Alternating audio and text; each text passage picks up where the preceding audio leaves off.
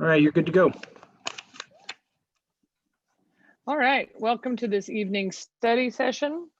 We have one item on the agenda, which is an update on the Norman Forward projects. I'm assuming we'll have mostly one speaker, our Director of Parks and Recreation, Judd Foster. City Manager Pyle is also on and able to answer any questions. So Brenda is not here, so that is actually Ellen, not Brenda Hall, and she will be running the meeting today. So we're gonna fall back on using the raise your hand function, and she will be calling on people when we have questions. Mr. Foster, would you prefer that you get through the presentation and then questions are asked, or you want to do it project by project? What's going to make this an easy and informative meeting this evening? I think it'd be great if we could get through it all and then go back and get any questions anybody has. If that's okay with you? Works for me. Take it away. Okay. Ellen, Jason is going to share his screen and run the PowerPoint for us. If you can let him do that. Okay, I think he's in here, so he should be fine. Where is he? Oh, no. I'm right here. Hold on. I'm trying to find the program. Where'd he go? Jason.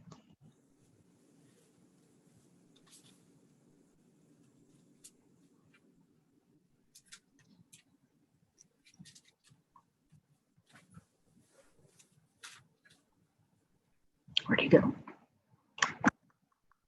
While he's working on that, I'll tell you we had a lovely little ribbon cutting at Griffin Park on Saturday to celebrate the phase 3 completion.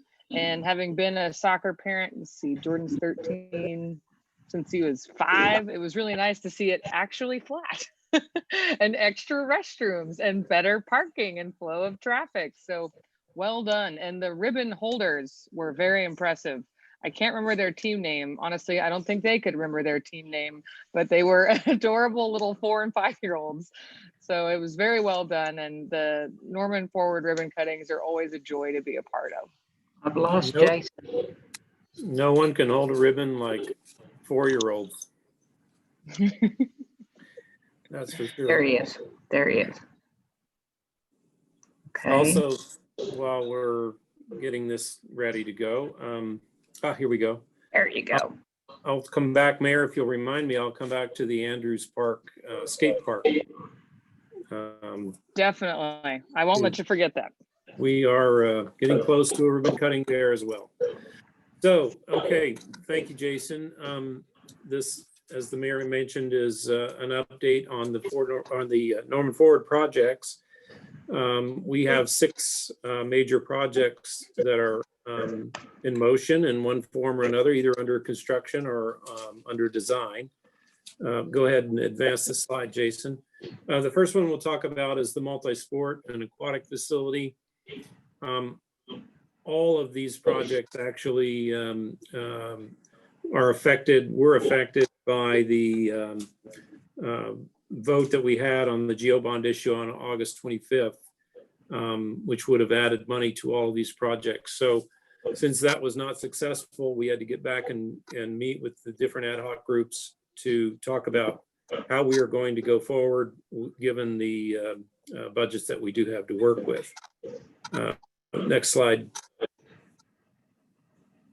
So this ad hoc group met on September 16th and discussed the revisions to the project, and basically those revisions are relative to the 50-meter pool. We had to remove the 50-meter pool from the project, and a good portion of the spectator seating area. What we can afford to build is an 8-lane by 25-yard pool that still works well for short course competition and other swimming activities as well, and a 4-lane warm-up pool, and then a reduced spectator seating area for the aquatic side. The funding for the project allows for 4 basketball courts. And so the group discussed private donation from the Young Family Foundation, which council is aware of $4 million. The Young Family has indicated that that can now all be used for construction. And that allows us to add 4 additional basketball floors, getting it up to a total of 8. That keeps the Young Family engaged in the project. And then they also discussed Norman Regional Hospital's desire to stay engaged in the project and want to contribute the funds necessary to build an athlete's clinic, which really helps set the project apart. This project still becomes something on a national map with the clinic and the 8 basketball floors and the pool. The total estimated cost for the revised project is a range between $33.6 and $34.5 million. And we have altogether an available funding total of 33.9. So we're within that range. We're within reach of getting this project built. So that 33.9 million is made up of the 22.5 million from Norman Forward funds, $2.7 million from the TIF funds, $4 million from the Young Family Foundation, and an estimated 4.7 million from Norman Regional for the athletes clinic. And again, the ad hoc group approved a motion to accept the revised concept and recommend that the council move forward with the project as such. The next slide shows the revised floor plan of this facility, showing all 8 basketball floors, the clinic space in the center, and the pool facilities over on the right-hand side of the screen. Next slide, Jason. This slide shows the site plan. The project is shown. It's a little hard to read because there was an initial parking layout of about 160 some odd, 165 spaces or so that you see in the white shade there. Then in the dark shaded area, those are additional parking spaces that the committee felt, and we're absolutely correct, that wasn't enough parking. And so we've added or have room to add parking to get us up over 400 spaces, which is more appropriate for this facility. And then you can also see how the facility is laid out to accept a 50-meter pool addition. Someday in the future, if that is ever approved, if funding is ever approved by the community for that, and or 2 more basketball floors on the north end. In this case, north is to the left on your screen. And so the building is sited such that it can be added on to if funding is ever made available. And again, this is about 14 acres. We'd like to rework this a little bit and get it down to 12 acres if we can, just because that is what is provided in the TIF agreement. Go ahead, Jason. Next project is the Griffin Park project, and this is a portion of the master plan that was going to be funded with the original funding of $11 million.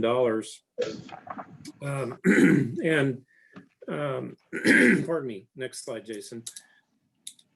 So this ad hoc group met on September 17th and discussed continuing the project as it had been previously approved, again with $11 million budget.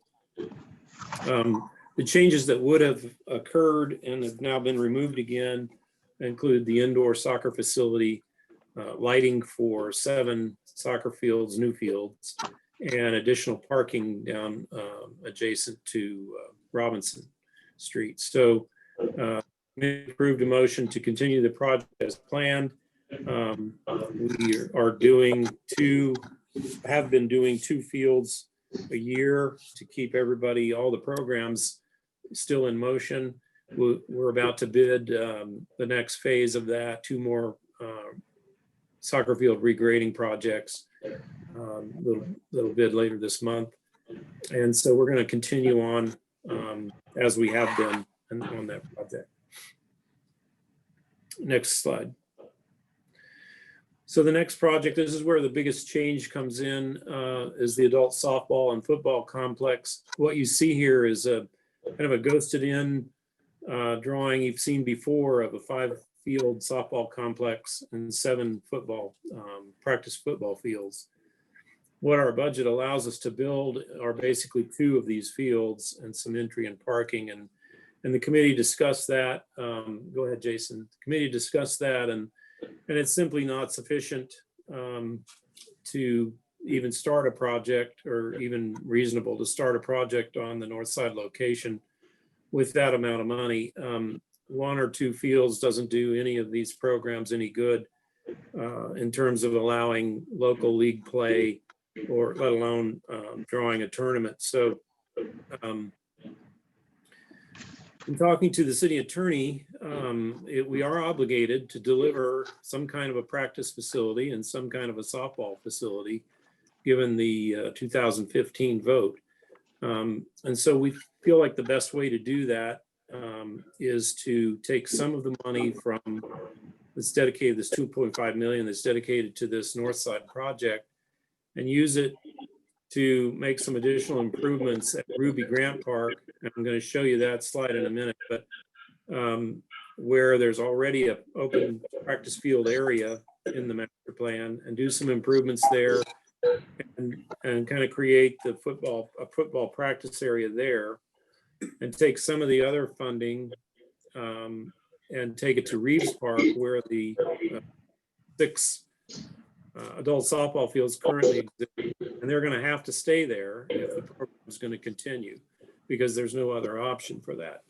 That group, the Adult Softball Association group, has talked with the youth softball and baseball group. They are certainly willing to work together to share 2 of those fields, so that adults and youth play on the same 2 of the same fields. And they'll work on adjusting their schedules and just making it work together, which is what's making this possible. So we appreciate the efforts of those 2 groups and their cooperation. But this allows us to take some of the funding to Reeves Park and do some adult softball improvements, primarily on field surface, some parking adjustments that were going to be part of the Reeves Park work, and also some renovations, basic renovations to one of the existing concession and restroom buildings. Those are the primary items, but and then the softball and football ad hoc group suggested that they split that group up and take 3 of their members that are more interested in football and add them to the Ruby Grant ad hoc group, and take 2 of the members that are more interested in adult softball and add them to the Reeves ad hoc group. And so their motion that they approved was to make these project changes, to recommend these to the council, and to move some of the money from this project to the other 2 projects, and make the reassignments of the ad hoc committee members to the 2 different projects. Go ahead, Jason. And so here's the Ruby Grant master plan, and this is the master plan that's been approved. Again, up in the northwest corner, you see 5 fields that are shaded in there. Those have always been part of the plan, and it was just going to be an open grass area that was available for this kind of use. The improvements we're talking about adding were also on the master plan, but we're going to be done at a later time just because of a lack of funding. And so the number 2 up in the upper right, if you will, is where the restroom location is. And the number 3 is where the additional parking would be. These are, again, both on the Ruby Grant master plan. So we're not changing that plan. And the group felt that was important to stay true to the approved master plan. And then other items would be the paved walkways around the area to get people to and from the practice fields, and also to just provide better circulation around that area. So that's the Ruby Grant project changes. Go ahead, Jason.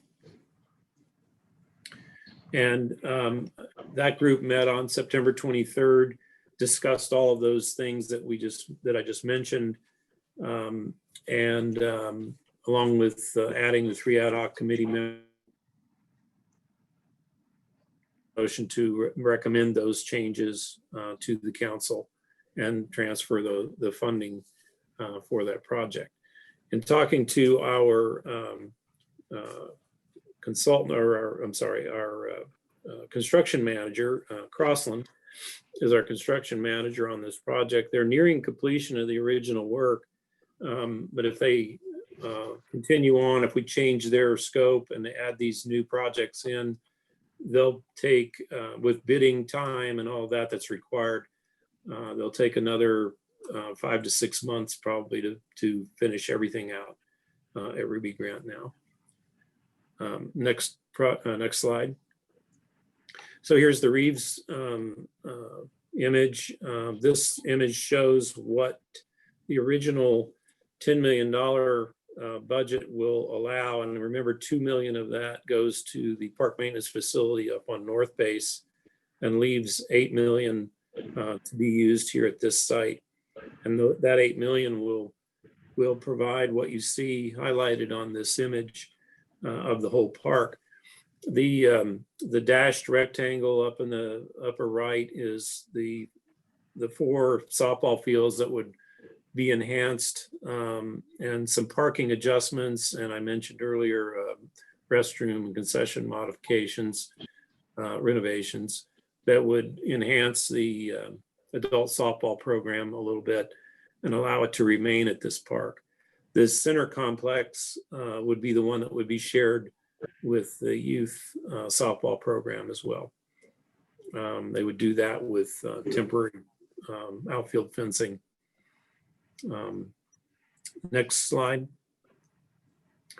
So the Reeves Park group met on the 29th of September. They discussed all of those items I just mentioned, and approved a motion to change the scope of the project and add additional funding from the adult softball and football project to just under $1 million to complete the additional work on the adult softball fields at Reeves. Next slide.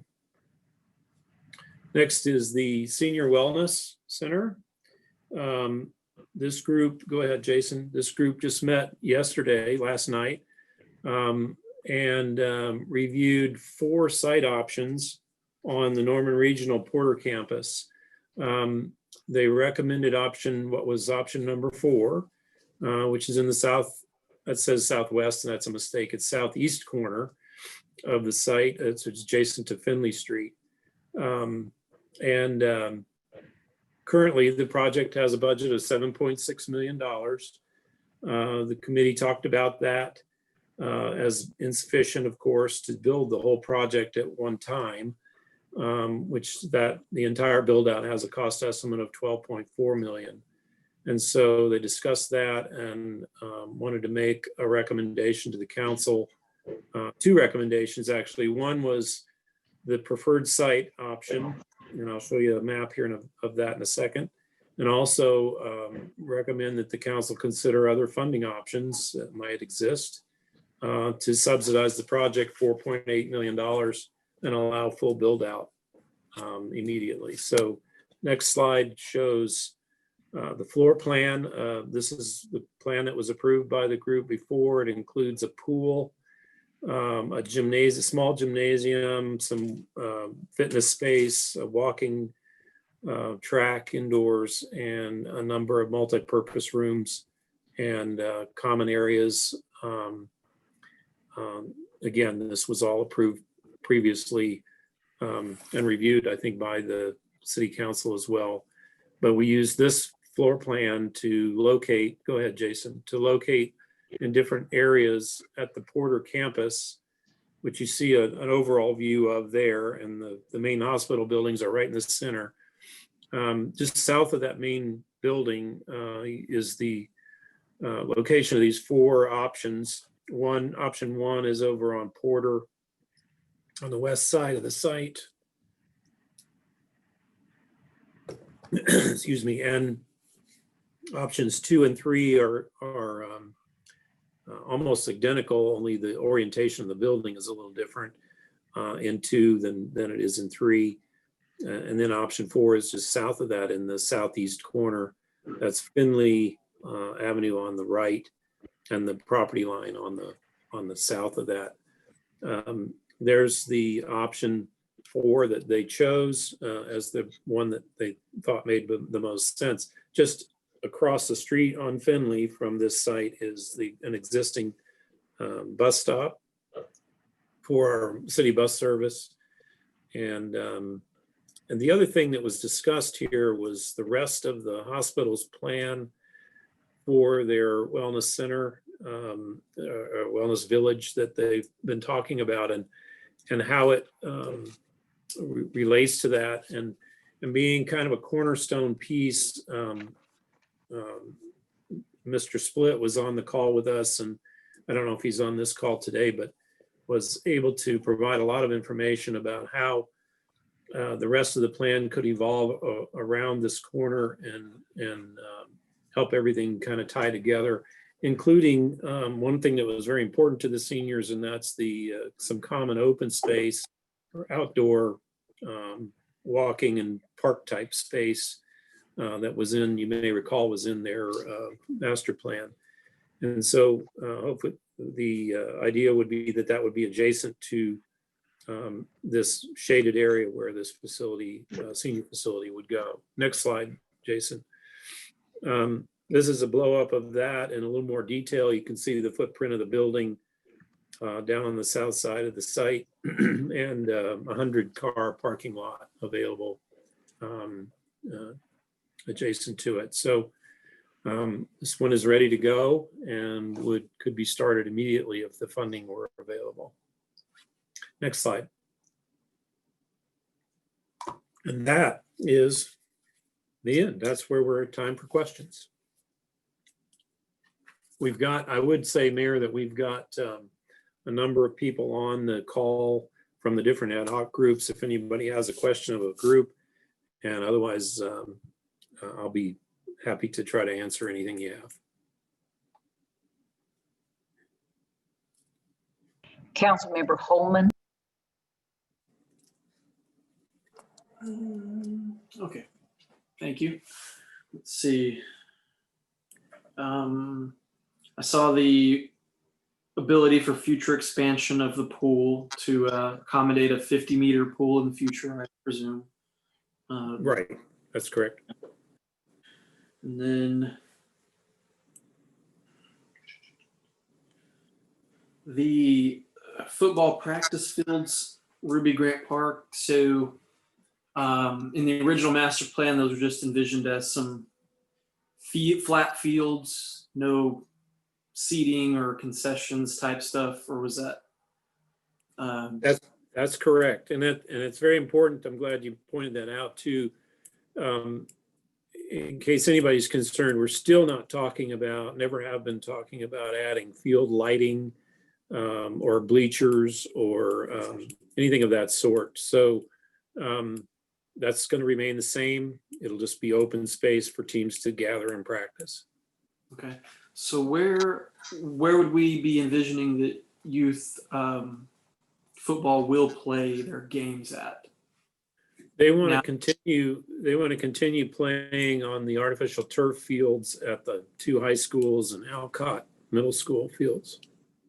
Okay, so that's where all Optimus League, or I guess it'd be up to 7th grade. 7th grade is when you start playing at the school level, I guess. But all the football organizations in Norman that may exist up to 6th grade play at the 2 high schools and Alcott right now. Okay. That's correct. Yeah, all their games are scheduled at those artificial turf facilities. So the facility that we were going to build for football, was that always intended that it would be just a practice facility, or that it would eventually be a real like youth football facility? It was intended to be practice.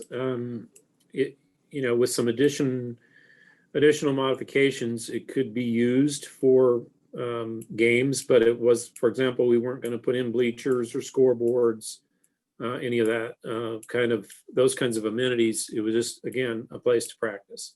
I think that Okay. was the biggest need that was distributed or just that was made known or available by the Optimist clubs. Okay.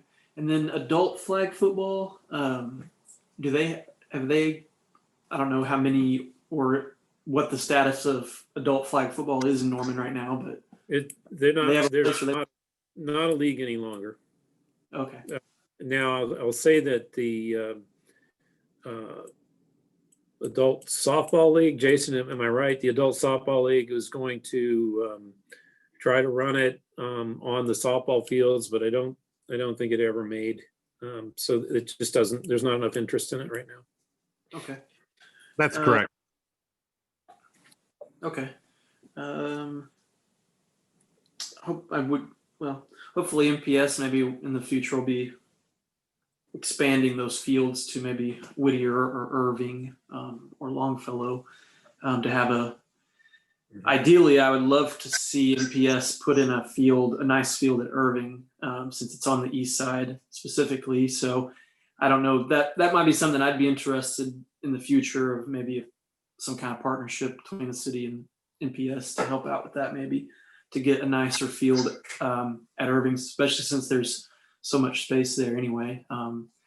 It'd be nice to have an east side nice field like that. So appreciate that update. And the adult softball staying at Reeves. So what are the dimensions, or what is the difference between a youth softball field and an adult softball field?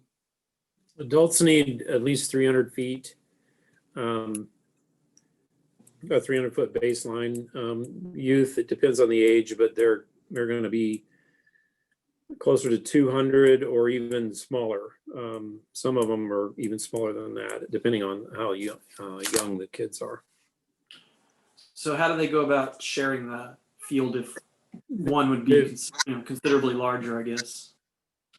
Right. The field would be 300 feet, and the outfield is shortened with a temporary fence Okay. that goes up and allows the younger kids to play there. Okay.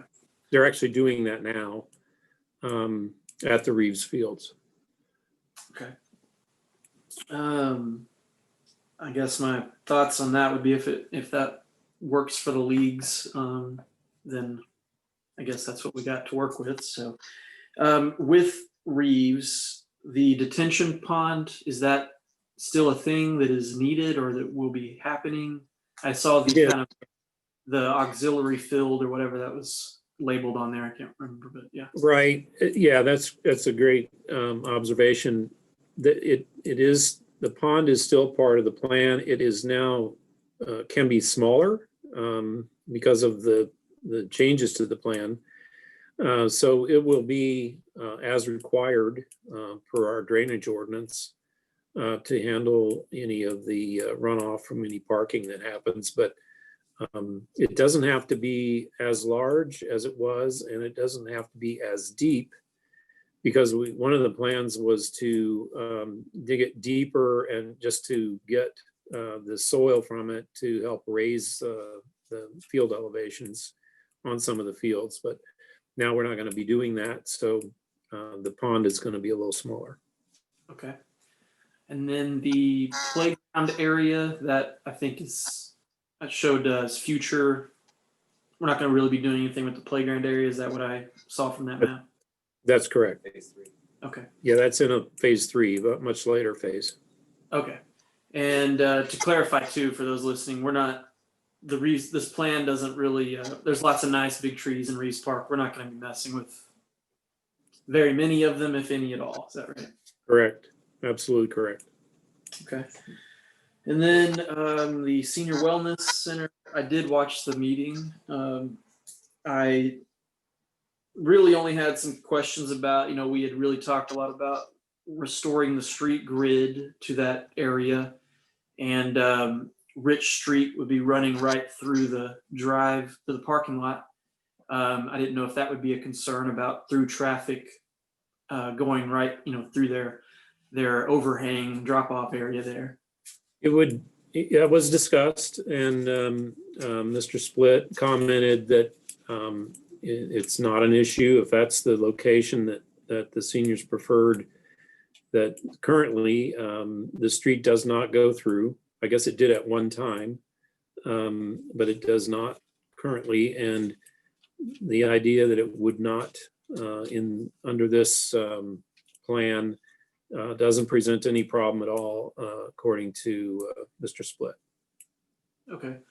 Because the restoration of that street grid area was something I thought was a really neat and attractive aspect of the overall plan that Norman Regional presented. But if the seniors are okay with that corner, it's kind of, set off in the back a bit, not visible from Porter, along the new street that we're constructing, which I definitely had heard some feedback from seniors that they wanted this new building to be visible from Porter and things like that. But I know that they did discuss a lot of that, and this is I did just want to clarify, because I did hear it mentioned several times that this location is the quickest one. So I wanted to make sure that the committee didn't pick this one just for that reason, that this can be done the fastest. And that was, the only consideration, and that maybe one of the other locations is better, or maybe they like it better, but they felt, well, to get it done as fast as possible, we need to go with this one. I don't know if that was your feeling. Or... No, I didn't feel that way at all. I think they like this location for lots of different reasons, and the timing of that being one of them. The other two options, 2 and 3, would be on the same timeline as far as I understand. Those could both start immediately as well. And so, were there any recommendations? No, that didn't given drive the about decision. It was additional certainly funding? an important factor, but Any recommendations? I that don't we think might anybody pursue gave any from the committee on concession that? because of that.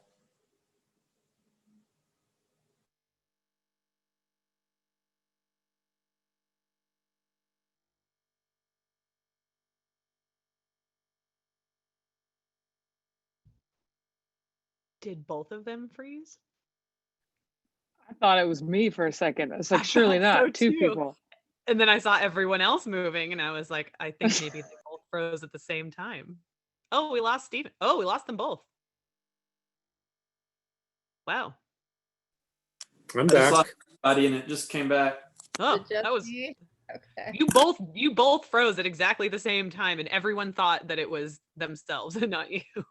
Yeah, everything froze and then disconnected, and then just now came back. You. So where did I cut off? You were asking your last question. And then Judd was responding, so we didn't hear your last question or the answer to it. Dang. The last thing I was talking about was the seniors, the decisions that went into the selection of option 4 was not really driven by the availability of the site and the ability to start the project immediately. That was an important factor, but it was also the same factor for options 2 and 3. And while that was important, I don't think that drove anybody's decision to that option. Okay. Yeah, my other question was going to be, is there any recommendations for council on how we should pursue the additional funding, ideas for that? And if we can't get that additional funding right away, this plan would allow us to start and get something going and start building something, and then maybe come back and ask voters for additional funding at another point, or maybe we find additional funding, whatever it may be. This would allow us to get the ground broken and get part of a building built. Is that right? I think the design team is going to need to know exactly what to design. They could certainly design the entire building, and then it gets a little more difficult to just build part of it. And the answer to your first question is, I'm not sure it was an official request from the group, and comments were made about your upcoming retreat and discussion on CARES Act money as one option that might be a source for funding that deficit. Other than that, no, they didn't have any other specific recommendations. Okay. Councilmember Holman, Yeah. I'll throw in that we will definitely be having a conversation about the CARES Act funding at the retreat. You may have received letters from both the Norman Arts Council and Visit Norman also asking for help. So prepare yourself for that, but that will definitely be a topic of discussion in our retreat. For those that didn't know, is October 17th. Okay. Let's see that. And I guess the last one is, this isn't every single Norman Ford project. This is every one that's coming up that we're working on immediately. Because I know we're not talking about the River Park or anything like that in this discussion, but this is Correct. ones that are Correct. These are the projects that are in motion, as I said, either under construction or on the design table. And there are others that are ongoing, some of the park renovations, neighborhood park renovations, those sorts of things. But these are the major projects that have the ad hoc groups and would have benefited with additional funding had the August 25th vote been different. So these are the ones that need some decisions on how to move forward. And again, everybody's ready to move forward with the available funding with some of the proposed changes, particularly from the adult softball football project. okay.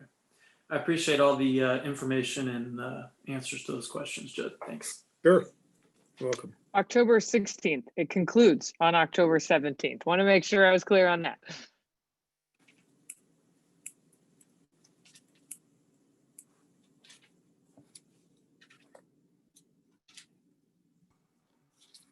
She's muted, but I think she's trying to call on me. You're So- muted, Brent. Sorry. No problem. Now, Councilman, Thanks, Judd, for that presentation. I just had a couple quick questions. Let me get back here. Is there a bus stop planned at the multi-sports complex? Great question. I'm not sure. I don't know if Sean's on the call, but I'd have to defer to him. I'm sorry, I don't know that answer. No, it's okay. That seems like a I great. can find it out for you. Okay, please do. I really. There's a bus line that goes on 24th Street, so. I was going to say that, Counselor, that we already have a bus line on 24th Street through University of North Park. So there have been no plans to add a bus stop, but that could be done fairly easily, I think, once this site takes shape. And is there an existing bus stop anywhere on 24th in that area already? I think the nearest one would be about a quarter mile south, if I'm not mistaken. I have to look at that tomorrow, but it's doable. It's on the route, and it's a fairly lightly used route, so we could probably work that in. It would make a lot of sense for this complex. Maybe one of the challenges is the complex is offset from 24th a fair distance, so we're going to have to work through that with the plating process. This whole project will go through your whole conventional development process, and access to transit will certainly be one of the issues that you'll want to address during that development process. Excellent, thank you. Okay, on Ruby Grant Park, is there going to be any additional parking as a result of the practice fields? Yes, it's around 50 spaces, 55 spaces that would be added into the north parking lot. How many were there beforehand? It's the same. Approximately, I'm just kind of curious. I think it's around 100, I'm guessing. We can get the right number for you here in a second, but again, as I mentioned earlier, the expansion of the parking that we're proposing was already part of the plan. It was Okay. just going to be done at a later time. But it adds, I think, about 50 spaces or 55 spaces. Okay. So we anticipate that the 100 space parking would not be enough to serve these practice fields as well? There's a good chance, and I need to get a better number. One of my staff is working on that question right now, but The reason yes, I asked, yes, I think we would need to increase the parking for sure. If there was any kind of a cross-country event or a group of people out walking or running and a bunch of people practicing football, there wouldn't be enough. okay. The reason I ask is I'd love to see us not increase the amount of parking if we didn't have to. I mean, I understand that it makes the project function better, but if there's any way to not, disturb the site anymore, it's going to be such a great natural site. So, okay. I had a question about CARES funding for the Senior Citizen Center. Can you go back to the Senior Citizen Center slide and show me where the green space, the potential green space was going to be located? Not delineated on the slide. It was described that it could be running east and west. Keep going, Jason. One more, I think. One more. There you go. East and west, where it says proposed site option 4B at the top in red. East and west there, or north and south along the western edge of this building. Okay. And I know this is kind of unknown probably right now, but how much of that existing parking lot that's around that outside that border, how much of that is going to remain?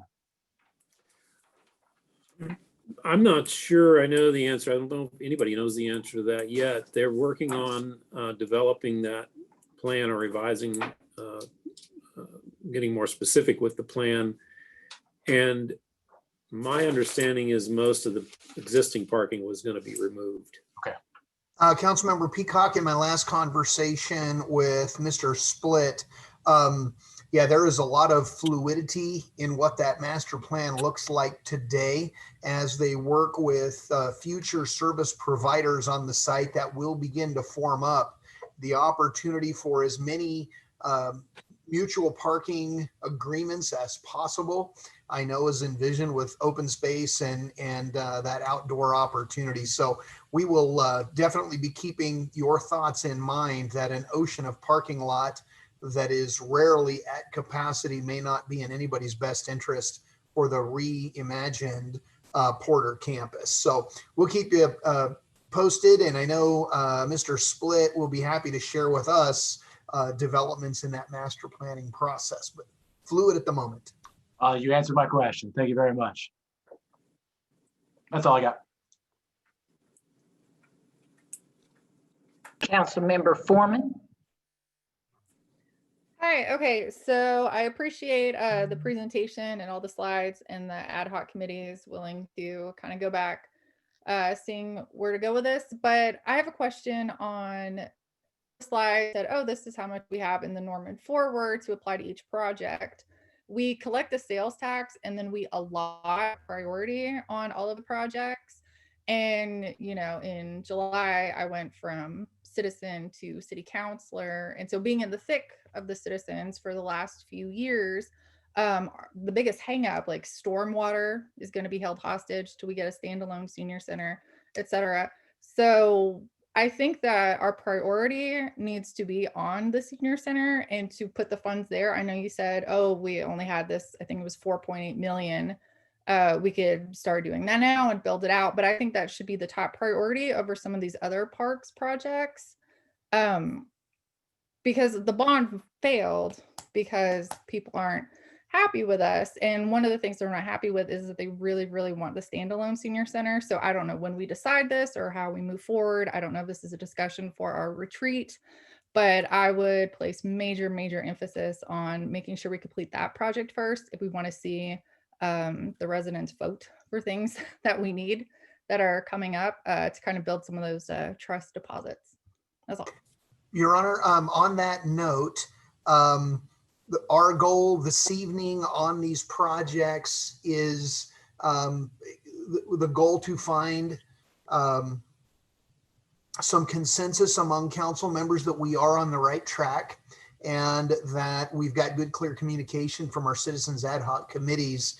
And if at the end of tonight's presentation, what we see is the path council agrees with as being accurate, we will, one, be bringing you the advanced drafts of a purchase and sales agreement for the real property in University North Park, giving the architects the green light to move full speed ahead. We'll be bringing you back memorandums of understanding with the hospital and begin negotiations on the real property transaction for the city-owned land on the Porter campus. So not a lot of action items other than we're hoping that we are all on the same page so that we can take next steps. And then you'll begin to see various pieces of these projects wind up on council agendas in the very near future.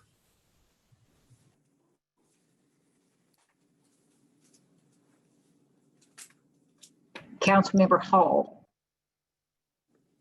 Okay, I'm gonna work backwards and start with the senior center since that's what we've been focusing on for the last few minutes.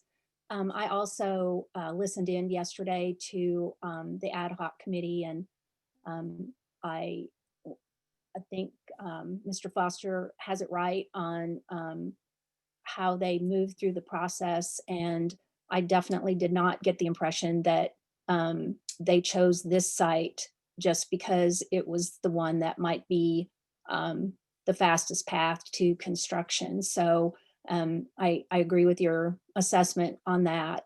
I've got a few questions about the senior center in general, and I also support moving forward with fully funding the senior center. And our challenge is, of course, to identify the funding, but I think we certainly understand the consensus of our community to support the senior center since it's been passed twice by our voters. So we know we have the support for that. On this revised option 4B, so this has been adjusted since yesterday based on the recommendations of the ad hoc committee members.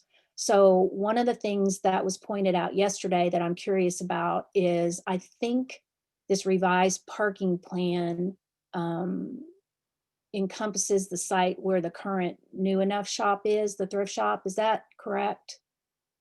That is correct.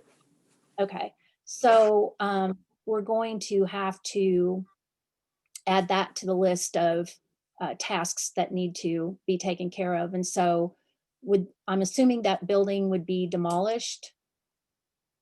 Yes, and that's as per Mr. Split indicated that that building and the storage building north of it would eventually be gone anyway. Okay. But he indicated that if that was the preference, that it would not be a hurdle or an obstacle to hold up this project. Okay, so would that be part of this budget, or would that be part of the funds set aside by Norman Regional Health System for the types of renovation and demolishing and just preparing sites that was talked about in the Inspire Health Plan for the Porter campus? How would that be Great funded? question. Great question. I would need to check with Mr. Split on that and see. My guess is it would be part of our project, but I don't know that until we talk to them. Okay. What I would recommend, Councilmember Hall, if we're in the right ballpark, and this is the direction council would like us to move, the city attorney and I would be sitting down with Richie and his staff. All the appraisals I'm pretty sure are kind of as is where is. So those values will have been incorporated in the final square footage that will retain and the final square footage that will revert to the hospital. So we'll put all the puzzle pieces on the table. And we actually have not sat down yet with the hospital to look at that map and figure out where all the acreages are and where all the appraisals are and how it all lines up versus, the square footage we need to retain for the Senior Wellness Center. So yeah, I agree with Judd. We don't have that answer yet, but we'll make sure it all pencils out at the end of the day. We know, the budget will be finite. We've got a minimum parking need initially, that we can account for while the balance of that Porter campus is under construction. So we want to make sure that we've got our seniors covered and they're not unable to access the facility because the parking lot's, under construction for another future user of the site. But all to be determined. We will be able to look at it in its entirety, and the cost of that building's demolition or relocation will be one of those puzzle pieces. So as long as we're mentioning the negotiated agreement that we've been working on with the Norman Regional Health System, to my knowledge, we've been working towards that goal since at least last January. So can you illuminate why we're not farther along with that? Well, I'll tell you, COVID-19 had a much bigger impact on Mr. Splitt's workload. It was an inconvenience from the city's perspective. I think it was literally all consuming from the hospital's perspective. We have had conversation with hospital personnel on various pieces of this project, but it definitely has not been center stage in the last handful of months. I'm not quite sure where the hospital is in terms of their effort on the master plan for the site. They also had a couple of other big items on their plate, like escrow just closed on the site on South Highway 9 for the new emergency department to move forward. But my last conversation with Mr. Splitt is they are ready to advance this conversation at a pace suitable for our project. Catherine, I think Catherine is with us. We've been working on the draft of the memorandum of understanding. She may have an estimated date that we would bring that forward. I think we're getting close on our side.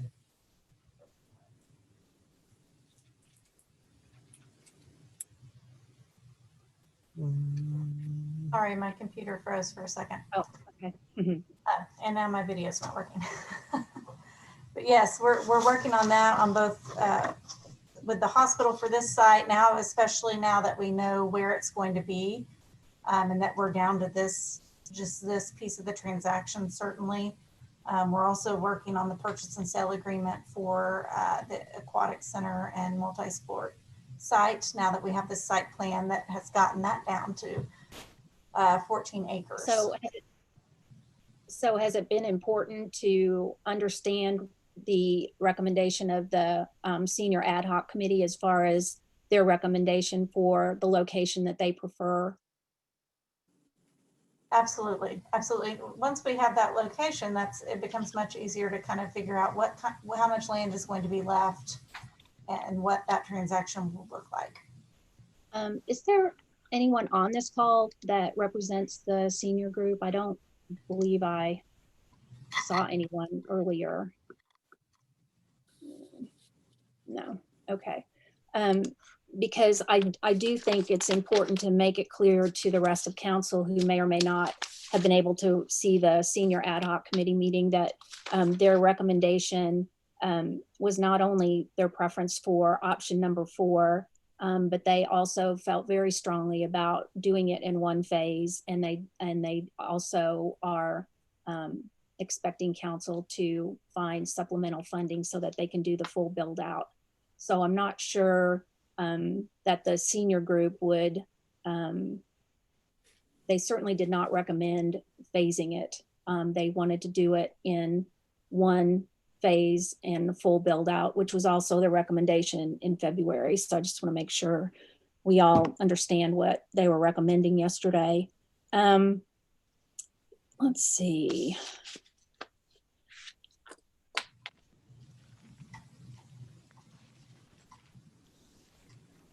So the other part of the senior center, I noticed on the plan that there's still a space for senior wellness.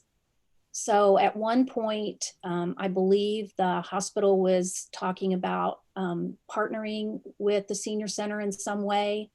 And I noticed that they are going to be contributing 4.7 million to the Multi-Sport Aquatic Center.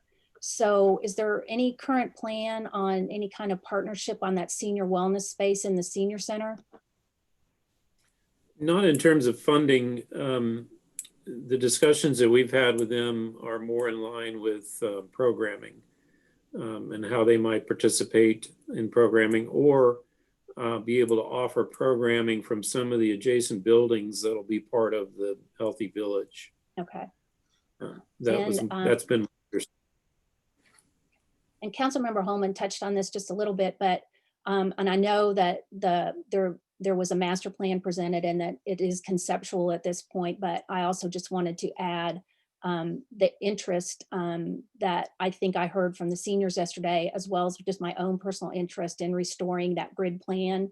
And I hope that is something that's still going to be strongly considered, because I think the seniors really like that idea as well. And we're really interested in making sure that there was going to be green space and outdoor walking spaces. And I know that was certainly included in that original master plan, and they really did like that idea and hope that we could continue along that path. And I believe Mr. Split yesterday said that that still was part of their vision. So I was really glad to hear that.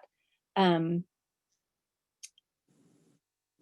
I think, you know, everyone's preference would maybe have been to do the full cut through of Rich Street to Finley, but that was also talked about at length yesterday. And I think the seniors and everybody else that was in that meeting felt satisfied that because of so many other overriding factors that they were willing to, you know, not consider that, and were fine with the way it was presented as option 4 with Rich not going through. So those were just my takeaways from listening into the meeting yesterday. And I do support moving ahead with the senior center with all due haste. I think it's something that our community is definitely interested in getting accomplished. So the other questions I have are related to the aquatic and multi-sport center. And I was really curious because I didn't realize before that it was a 2-story building. Is that a new design, or did I just not pay attention? It's not new. It's been 2-story, and actually it got cut down to 1-story with the elimination of a majority of the spectator seating for the aquatic side. Okay. The 2-story option still remains only if Northern Regional wants to follow through with a 2-story clinic type facility. That has been their desire, and that's still their preference. I guess it'll come down to whether they're willing to put in the required funding or not. Okay, so I was just trying to figure out, is the 2nd story that's on the site plan now, is that just dedicated to the clinic, or are there other things that are currently included on that 2nd floor? No, I think the 2nd story is just for the clinic at this point. Okay, thank you. I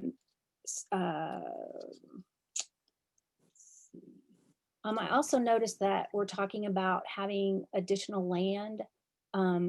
You've got 20 acres on the site plan, but I think you just said that your goal was still to try to get it into 12 acres.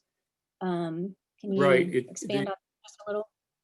Sure. The original site that we looked at was approximately 20 acres, and that allowed for quite a lot of expansion and additional parking and open space, really more than we needed. But it is kind of an odd shaped piece set back from off of 24th. So that's what we started looking at. And then we found, as we got further in our planning, we discovered it would fit more towards something on the line of about 14 acres. And that's what you see today. If we can squeeze that down a little bit and get it down to 12 acre, I don't know if we can do that or not, but if we can, it's just that much more money that we don't have to spend to buy land. After 12 acres, we have to start buying the property. 12 and under is basically provided in the TIF agreement. Okay, And so is I it know that additional Kath, land correct cost? me if I'm wrong. I'm sorry, go ahead. I was gonna say, is the additional land cost included in the new budget, or that would be additional? It would be additional. It hasn't even been negotiated yet at this point. That would come at a later time if necessary. Your Honor, our goal in those real property negotiations, which will come back before council for your final approval on that real property transaction.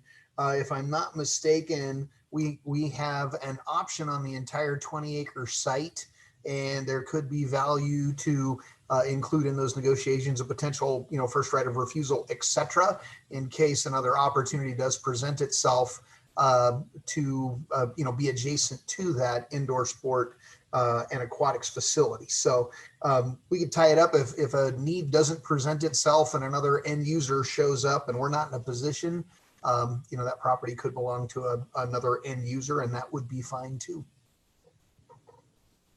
Okay, thank you. And then I see that Alva, I think, are you still on the call? Alva and Nancy? I'm here. This is Okay. Alva. Hi, Alva. Hi. Hello.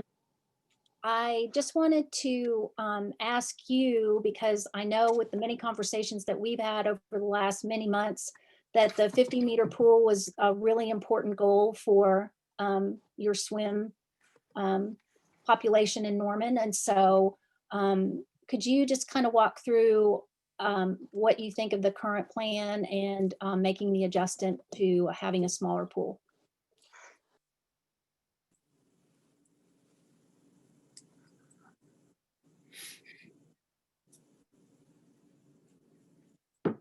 I think you had accidentally muted yourself. Can you hear me now? There you go. Sorry, I'm on a phone. I'm not used to doing this on a phone. We wanted the 50 because we thought it was the right size pool for Norman. It would allow a swim team of the right size. It would allow facility for the community of Norman the right size. We don't have that option. We've moved on from that question. Okay. And our focus now is ensuring that we get as much water as we can out of the funding available. That is where we end up with the 25 and then the smaller warm-up pool. To get to that, we dumped our spectator seating. This means it will not be a suitable facility for swim meets that are much larger than duels. It'll accommodate the kind of swim meets that our high schools do now, and it'll accommodate the kind of swim meets that Sooner Swim Club has been doing for the last few years. It will not accommodate larger things. Having that warm water pool adjacent to the larger competitive size pool gives the facility the capacity to accommodate community uses in addition to competitive uses. So for water walking and swim lessons and the variety of activities that need to be done in warmer water, we get that option, but we still have the cool water that's most suitable for competitive use. And then also, of course, recreational lap use, recreational play, all those things. We've got a few remaining concerns, but our current biggest remaining concern is the current layout has the stands, the spectator seating on the deck with the pools. And that poses problems on a couple of fronts from a competition standpoint. And we've been trying to work out some solutions that will accommodate that. Are you all still there? Yeah. Yes. I'm here. Oh, okay. So we've kind of gone back and forth, and one of the things we had explored was whether if the hospital ends up in there and that second floor ends up in there, could we see about maybe putting some spectating seating up there? But that's kind of where we're at. We're trying to get as much deck space as we can because we need to be able to put swimmers on the deck. we're trying to get as much water space as we can so we can put swimmers in the water. Well, I just wanted to thank you for all the time and effort that you've put in on advancing swim opportunities for kids in Norman, and appreciate the work of the ad hoc committee to go back to the drawing board and having to make some really, really tough choices. So I appreciate you giving me a little bit more information on how you got there, and that you were willing to make the recommendation to go this route. So it's just important for me to understand, how you got there, because I know this is, good to focus on what we are going to get, but I know that you've worked for a really long time to advocate for that larger pool. And I see from the site plan that there is a at least a future nod to being able to do a 50-meter pool if we can ever get the funding for that. So we still have that in our future if we can figure out how to get that done. So I'll be I just wanted to honest, thank you. the swim community is pretty fantastically disappointed in the city of Norman. But we are going to do our level best to work within our budget and get as much as we can out of that budget. Yeah, we appreciate that. Thank you. Mhm. I think that's all the questions I have for now. Councilmember Bierman. First, can you hear me okay? My microphone's a little further away today, so I don't know what my range is on it. Great. So Judd, or maybe Richie, if he's available, could someone talk to me a little bit more about this clinic in the multi-sport and aquatic facility? Why is it 2 stories? What are we going to be doing with it? Who's going to be using it? What's it going to cost to operate or to pay for services, that kind of thing? Is Richie on the call? I don't know if he is or not. I see his name up here. I just don't know if that necessarily means that he's readily available. We'll give him a second, see if he can find his Unmute button. talk button. There we go. Does that work? Yes. There we go. Okay. So you asked about the clinic and the space at the Indoor Sports and Aquatics Center, and the 2-story originally comes from the just natural space that would be involved with basketball courts. That's a voluminous space. It's easily 2 stories. And from the original design, there was also, for the pool, the competitive pool, 50-meter pool, there was an upper deck seating. So our goal was just to connect those 2 spaces and use as much space as was available for that purpose on the 2nd floor. So it really is, it was a product of the way the original concept was envisioned. Now, if we're going to go that way for the future and we're going to have a 2nd floor, then that would be optimal for future growth and future use of that space. So unless I'm mistaken, the 4.7 that was referenced is actually the cost of that structure. I'm sure it's in there somewhere overall. So the operation of that would be the hospitals, and the purpose of that clinic would be human movement and performance. And that ties directly into athletes of all ages, those who compete rigorously and those who compete on the weekend or just want to have self-improvement. And it would be a full-on physician clinic and provide services, both integrative medicine, orthopedics, therapy, those kinds of things. Okay. And so would these be free services for people who are using the Indoor Aquatic Center? No. Okay. I figured it wouldn't be, but I haven't heard any discussion of what something like that will cost.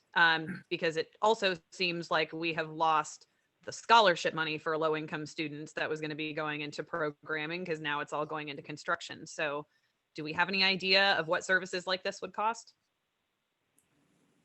Well, this would operate just like a physician clinic. And if you are seeking additional therapies or physical therapy, training, those kinds of things, it would be consistent with that. So this this is literally and truly a clinical space.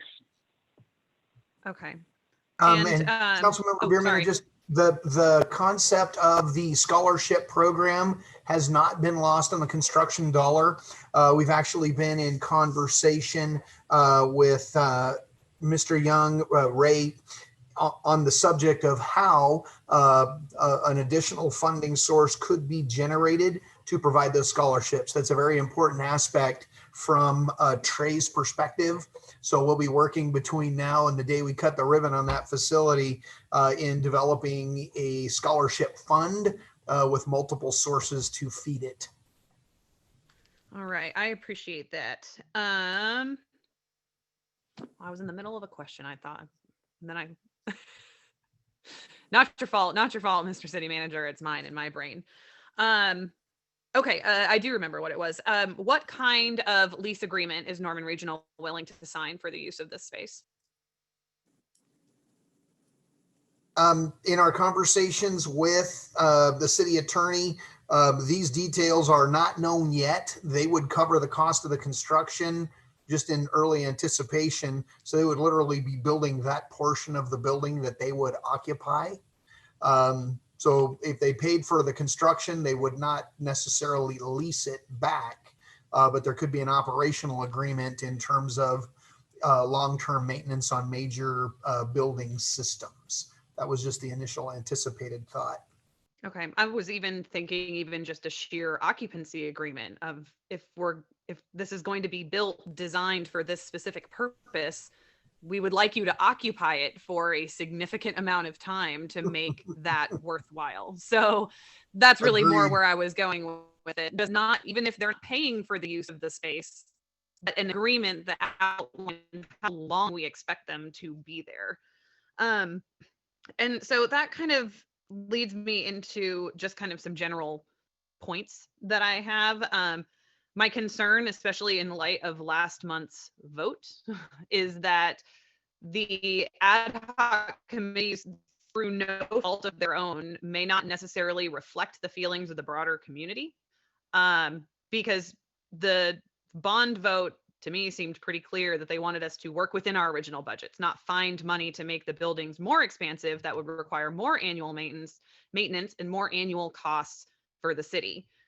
Because in addition to possibly not having a secure funding source for the scholarship program, I remember very clearly it being mentioned that some of this $4 million donation from the Young family could potentially be used to plug shortfalls in the amount of money these facilities bring in versus what they're going to cost to operate.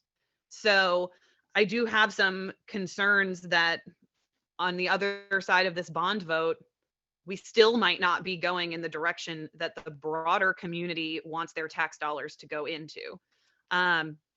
But that is a lower concern than my worry that we are not learning our lessons and we are moving forward with aspects of projects that have agreements or expectations attached to them that we're not going to be fleshing out before we proceed with spending money.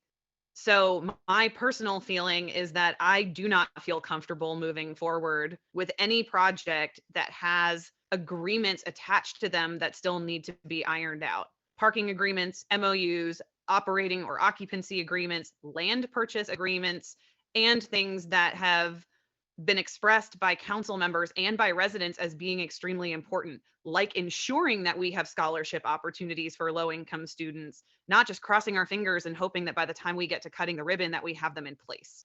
Because my ward only voted for the homeless facility, and I do feel a little bad for the senior center because I feel like if that one was its own standalone vote, I think that one would have passed too. But I can't ignore the fact that my ward is saying the amount of money that we voted on in 2015 is the only amount of money that we want to be spending on these projects. So I do not feel ready to move forward. I think that all of this information needs to be shopped around to all of our constituents, and then we need to talk about it at the retreat because we have a lot of things coming down the line that we need public buy-in for.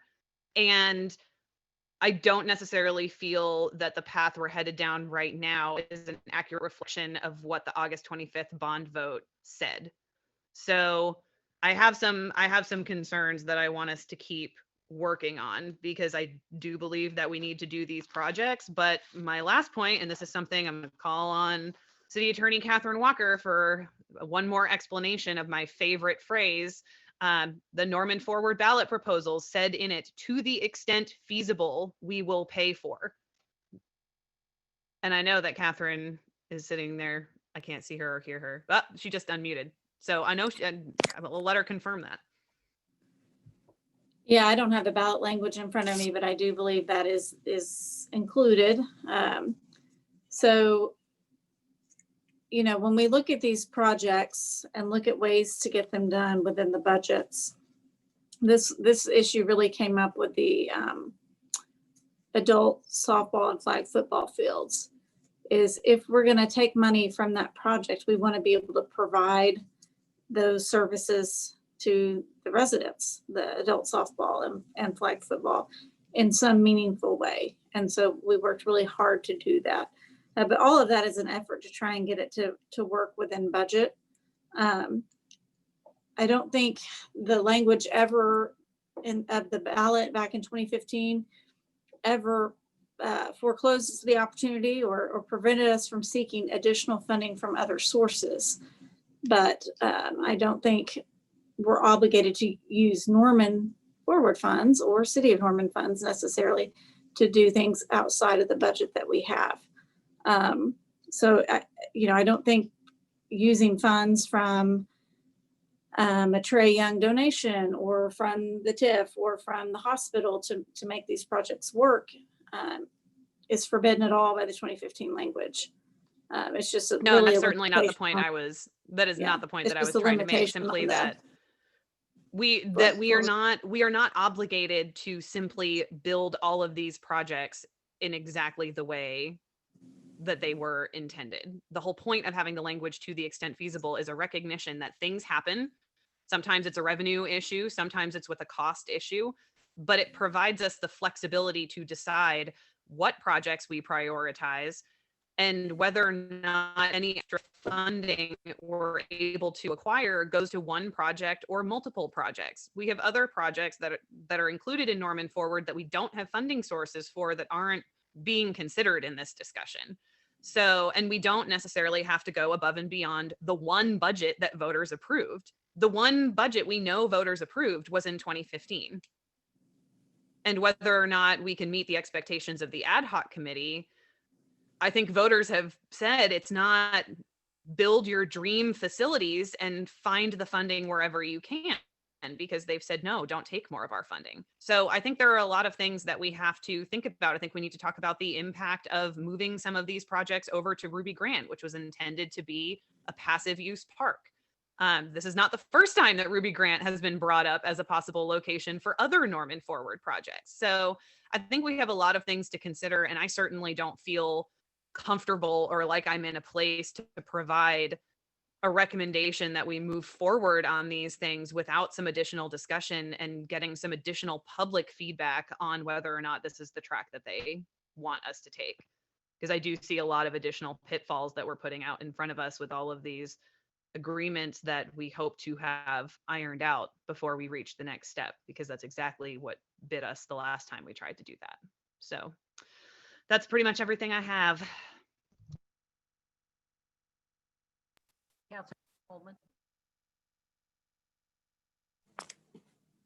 Thank you. Let's see. So one of the things that the council has struggled with for the last 5 years is how to get these projects done without taking funding away from other projects. So we want to do the senior center. And in the last 2 years, I just want to remind everybody that the council took a budget of 0 and was able to get $7.6 million for it. The council has made it a priority based on that, I would say. 0 to 7.6 million. Just make that clear. Where we've run into a roadblock is all of these projects in Norman Forward have a lot of people behind them that support them. When we voted for Norman Forward, when the city council did, when we were considering it in 2015, we had hundreds of people pack City Hall, hundreds of soccer players, basketball players, swimmers, park goers, senior citizens, football players. We had football players get up in their jerseys, get up to the podium and beg us to let them vote on funding for new stuff. And the council did. And definitely mistakes have been made over the last 5 years that have led us to be in the situation we are in now. There's also factors that have been beyond our control that we are all very familiar with when it comes to sales tax revenue. One example, Warren Theater is closing this week. I'm sure the Norman City Council will get some blame for a national corporation going bankrupt, but that's happening. Nothing we can do about it. It's going to impact sales tax collections in the metro area and more for sure.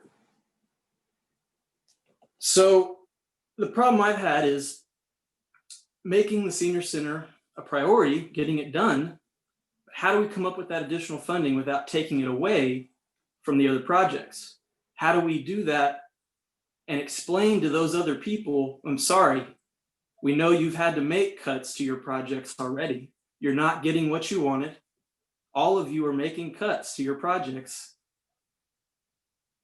but we need you to cut more because we're going to do this project first. So we can do that, but we need to get feedback from all these other projects of how they would like to cut their funding so that we can make sure we fully fund the senior center and do it first. So I want to get it done as much as anybody. But 4.8 million, I'm not sure exactly where in Norman Forward to pull that from. So we need some ideas for how to do that if we're going to do it, is my opinion on that. And just, I would want Catherine maybe to clarify that, are there any projects in Norman Forward we can just not do? Say we're not going to do them at all. I think if it's a question of not having sufficient funding, we may not do some projects, but to the extent they had budgets and the materials that we sent out to voters, I would not want to take money from one project and put it in another. I mean, I think that leads to issues. And so we were able to do this with the money we have identified for the senior center. We were able to get that from money that was supposed to go towards buying Griffin Park from the state, which we're not able to do. It's beyond our control. State does not want to sell it to us. So that freed that money up to be moved over to a different project. That would kind of be my interpretation of to the extent feasible part. We tried to buy Griffin Park from the state. We couldn't buy it from them. So we were able to use that funding for something else, thankfully. So that's been my real big concern is how do we accomplish getting all these projects done if we take from them to do any number of projects.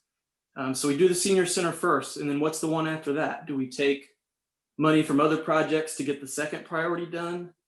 And then what happens at the end? How do we get the rest of those projects done? So I have concern even about the intent of the adult softball and the adult football. Them being their own facility would have been my impression when I voted for it in 2015, that there was going to be a youth and adult football facility.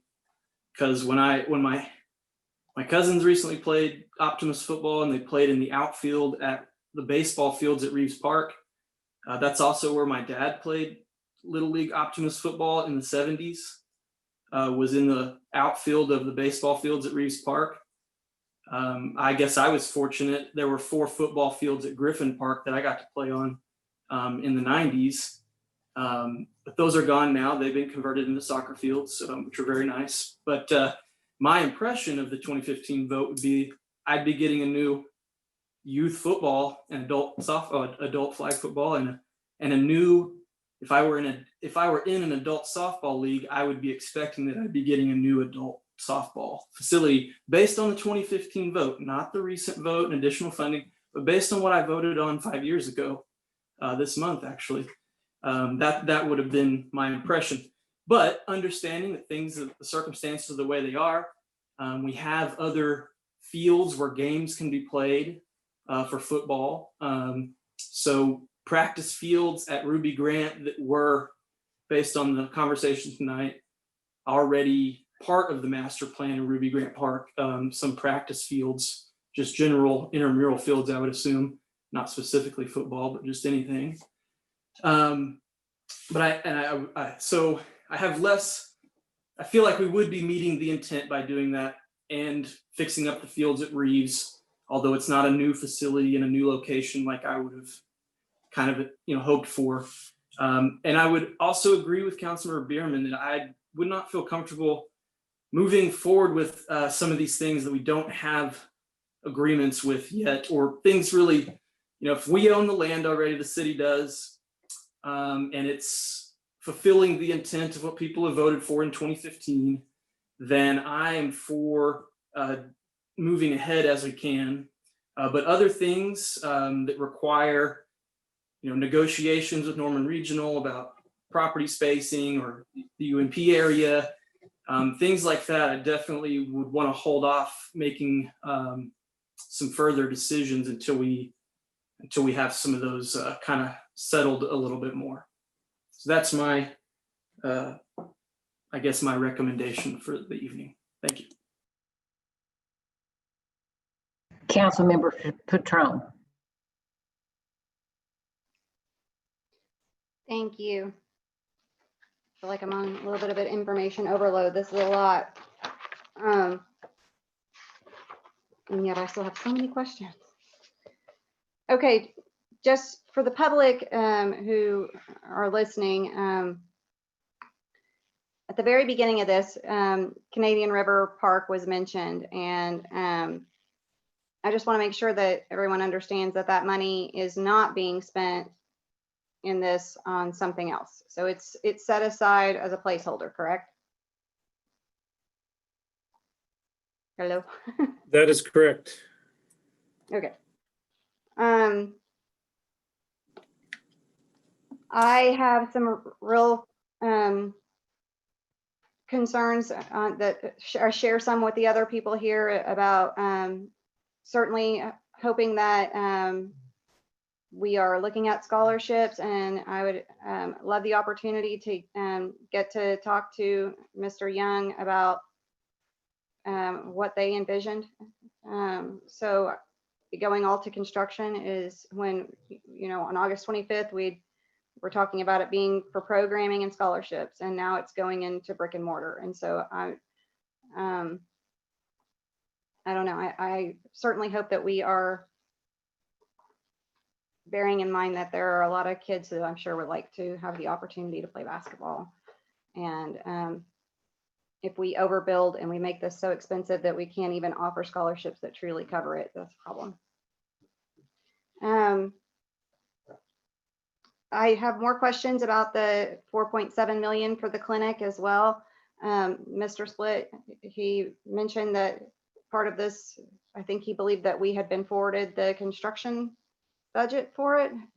It wasn't just an arbitrary number, and it wasn't part of the production here. So if we can get that sent to us so that we have a better understanding of what he was referring to with the 4.7 million construction costs, I really am wanting to understand what it would look like, what the programming is, just and where that number came from. So So if we can have that emailed over, that would be helpful. I think that number may have come to us from our architects just based on the square footage and the general configuration. So that's probably a number staff will deliver to the council. That's great. And then my follow-up question with that, you know, maybe this would be something that Councilmember Peacock knows more about certainly than I do, but if it is in fact that post August 25th, the only second level to this is Norman Regional and the clinic, is this something that is going to make that clinic more expensive in the long run if there's not a second floor that we're already feeding, you know, that they're using? In other words, there's not a reason to build a second floor. So I don't know, the programming on that and the way that the building is laid out is a little bit, I have questions about that because I'm not an architect. It seems strange to have just a 14,000 square foot slice in the middle of the building be 2 levels when we're not needed anywhere else. What is the building that is next to the site 4B, the slide that shows on the senior center? There is a building that's not a part of it, and it looks kind of like a, can someone go back to that? It's a Hospitality house. yeah, thank you. It's a hospitality house that the hospital owns that families can stay in when they have patient or family members in the hospital. Do they envision that staying? I believe they would, in the long run, no. I believe they see it going away, but for the time being, it can stay. If it's, as long as it stays, they'll continue to use it, I believe. Okay. I was a little confused about the green space as well, being on the opposite side of the parking lot. Didn't seem ideal. That's kind of where I'm going with it, is if Norman Regional would be willing to consider the green space for a senior wellness center to be adjacent to the senior wellness center.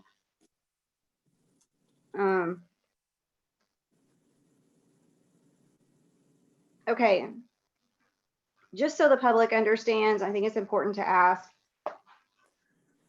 the week of August 25th of the vote, a press release went out into the Norman Transcript saying that we had reached a contract agreement with Norman Regional Hospital for the senior center land. And that was news to the council as well. But this article came out and it was like, oh, you know, right in the nick of time. And yet here we are and we still don't have one. And so I think somebody, I don't know who, we need to explain to the public what that was about.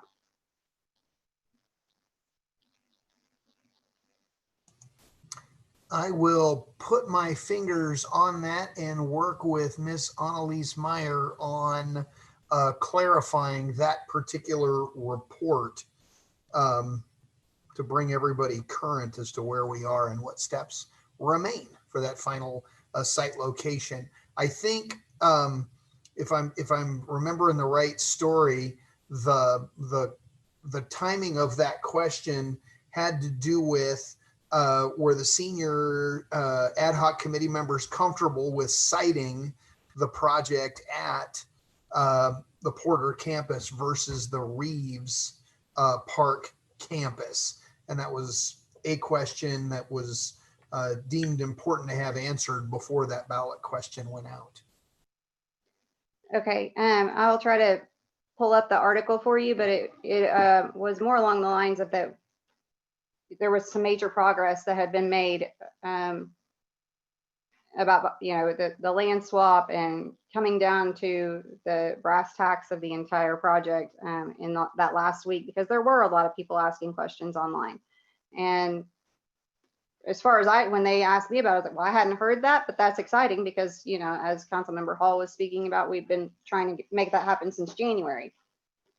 And it just feels like that we haven't gone anywhere with this project. Like we're still in the same place that we were. So I think that it's important that, sure, that Annalise help us out and understand what was it that we're referring to at that point in time versus the situation today.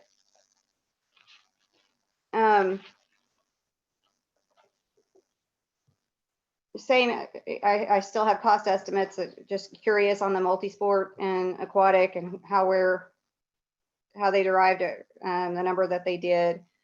I agree with Councilmember Holman and Councilmember Bierman about having agreements in place, whether it's parking or last I knew we had RFPs out on who would be the operators for the multi-sport aquatic, and I haven't heard anything along those lines. Are we still looking at Norman Optimist Club to be running the basketball? And are we still looking at Sooner Swim Club to be running the pool? Where are we at with that? No, neither of those. We have taken proposals for operators of the multi-sport and aquatic facility. We have not conducted interviews. We were waiting to do that to know what kind of facility we were going to build and exactly where it was going to be. So we're getting closer to knowing that. And once we get to that point, we'll interview and select an operator. We have proposals from, I believe, 3 different groups that are interested in operating that facility. Okay, I think everybody is trying to urge caution about big dreams and small checkbooks. And so we're trying to make sure that we're not overbuilding something that, then what? How do we pay to operate it? So I agree with both of them that we need to have these questions answered before we over encumber the city. So Mr. City Manager, if you could please send us more information on the CARES Act funding, like what are the parameters and the rules about how that money, that one-time money is spent, what is the amount that we have, and if we've spent any yet and on what, just to help before we would go to the retreat so that we have an opportunity to really understand that. Absolutely, Your Honor. I'll put that together and get that out here in the next 24 hours. Thank you very much. Let's see. And then Councilmember Foreman makes a really great point about, or maybe it was Bierman, but what the voters told us. And I think that I'm considering all of that as I'm thinking my way through it. And again, this is a lot of information and I'm looking forward to more heading our way. But I think that we can't right out of the box have project creep. And it sounds to me like, well, I guess I should ask, is the extra, and maybe somebody did, is the extra 2 acres for the 14 acres, is that part of this budget right now? And it sounded like no, if we hadn't done a negotiating with UNP, correct? It is not in the budget yet. No. So I think the voters just told us to stick with what we have. And so that's 12 acres that's paid, that's presumably paid for. I would have a tough time saying, let's spend a larger amount on more land when the voters just told us, no, actually, we don't want you to do that.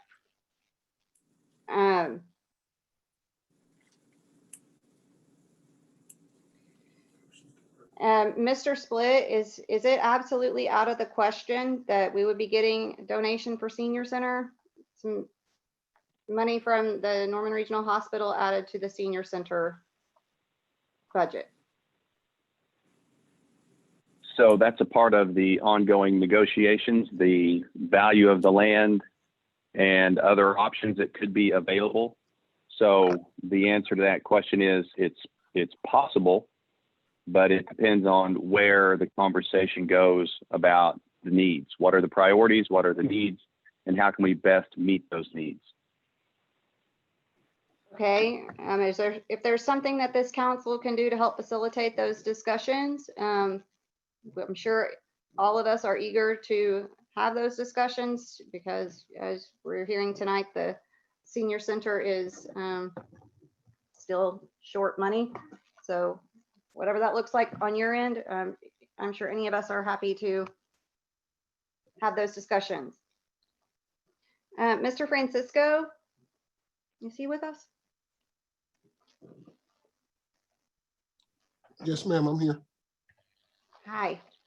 Can we talk about Norman Forward projections and budgets, just generally speaking? The last time that we had a kind of come to Jesus moment over the Norman Forward projections, it was like, this thing's looking like it's going to be $8 million underfunded. And where are we at today with the projections that you have, and especially in light of the discussions that you've heard tonight?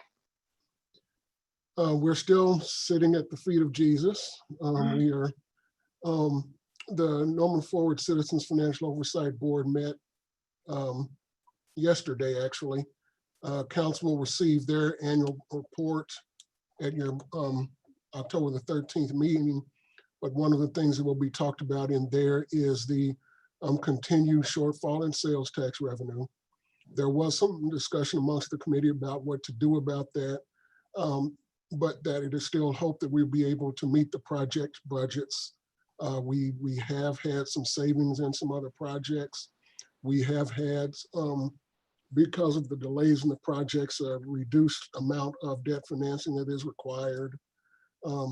So there was also some discussion about which of the projects was more, the term used in the meeting was expendable. And those are sorts of things that council was talking about earlier tonight. But again, the intent and the hope is that all of the projects will be done within the scope that the budgets and the revenues available will allow. And that council's discussion should be moving forward with that as expeditiously as possible. And that has been the plan all along.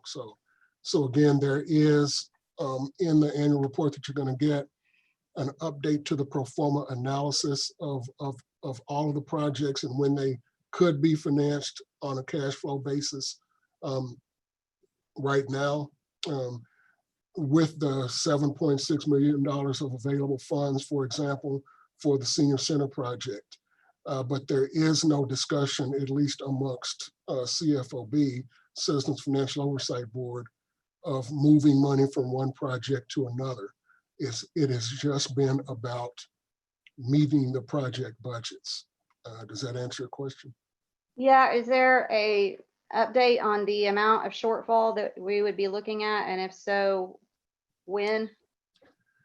Right now, we are about 8% below the original projection. If that were to continue, that would put us at about $9.5 million shortfall at the end of the projected period. Okay, and all of these were to be, the projects we've spoken about tonight are bonded out, right? And the rest of them are pay-go? The projects you're talking about tonight, the senior center is a pay-as-you-go project. Griffin and Reeves are definitely bond funded. I think Ruby Grant is pay-go. Yeah. So Ruby and the senior center are pay-go, and the remainder are bond? Yes, ma'am. But again, for the senior center and Ruby Grant projects, the cash flows have been built in, and some of that money has already been appropriated by council. Mm-hmm. So we had intended, and council has appropriated the money with the intent of moving those projects forward this year and next year. So with the amounts that we've spoken about this evening, are you telling me that right out of the box, we would still be $9.5 million short? Not right out of the box, by the end of the program.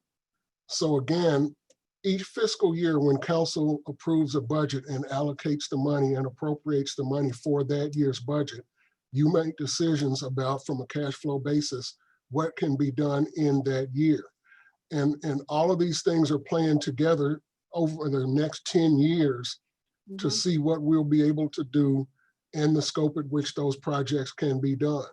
But for example, where we have had some significant savings in the Westwood Pool project, or the East Branch Library or the Central Branch Library projects. All of those things are playing forward into the fund balance such that on an annual basis, council can make decisions to fund the projects at their budgeted level. So again, it's a moving target. It's an ongoing consideration that council makes on an annual basis, but it is the hope and it is the intent of council and the Citizens Financial Oversight Board to facilitate those projects at the scope that we can do. And the discussion that you're having tonight is an example of what we're talking about, where changes have been made to the scopes of some of these projects to fit them within the available funds in Norman Forward. And it was always envisioned, for example, with the Indoor Multi-Sport and Aquatic Center, that there could be some outside funds coming in. The discussion leading up to Norman Forward was about naming rights and those sorts of things, but that was always part of the discussion, that there could be some outside and additional supplemental funds coming in to make the projects meet the scope that was desired by council and by the public. Okay, I guess where I'm getting with this is that it was less than 6 months ago that we were sitting at 8 million underfunded. And now with COVID, even with, having not passed the bond, the projects are similarly situated as they were 6 months ago. But with COVID, now we're 9.5 million in the hole on projections. So rather than, I just want to make sure that council understands that if we were to say, yep, let's go, we're ready, we have kicked a can down the road to another council and saying, you know what, that 2020 council, when they said, go ahead and let's do this, they knew full good and well that this thing was upside down, $9.5 million on projections at that point in time. So that council in 2020 also, that council in 2020 also knew, for example, that the projects that have been completed so far are about $5 million under budget. That council in 2020, also knew that, this is what I want for to lack of a better term, tell COVID giveth and COVID taketh away. Yes. Because of the market that we are in right now, interest rates are really low. So we're going to be able to hopefully do this next issuance of debt well below where we have projected it to be and have a lot of interest savings. We know that we just got really great bids on the park maintenance facility that's part of Norman Forward. We're projecting, if everything goes well, will be about $400,000 of savings on that individual project within Norman Forward. So again, it's a moving target, but council has to make decisions going forward based on all of those inputs that are going to be happening over the next 10 years. But again, we're doing pretty well. I mean, when I look at what Judd has just presented tonight, and for example, just me, the finance guy, when he was given this idea of the football softball complex not being its own standalone facility, but being relocated to Ruby Grant and to Reeves Park, I was like, it's a pretty good idea.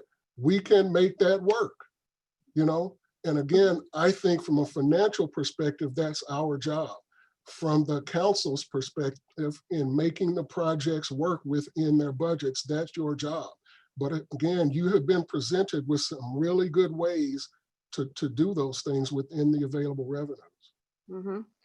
And that's what I wanted to hear from you is, I just think for me, it's just a matter of get the facts out there so that, that everybody knows the different inputs and outputs that we're looking at. And because I think transparency is important for the public to understand as well, to hear these. So, okay, so we have some savings from other projects. So maybe you could cut that back to, you said it sounded like about half, so that the 9.5 million shortfall, maybe we can cut that back to 4 or 5 if you consider the savings that we've already achieved. that's one way of looking at it. You know, the project savings are now, you know, that's money in hand, that savings that's available to be appropriated by council. The sales tax projections are projections over what's going to happen over the next 10 years. It could get worse, and I don't want to sugarcoat that. Okay, we don't know what's going to happen. So just know that in the future, council's going to have to make decisions based on what the new realities are.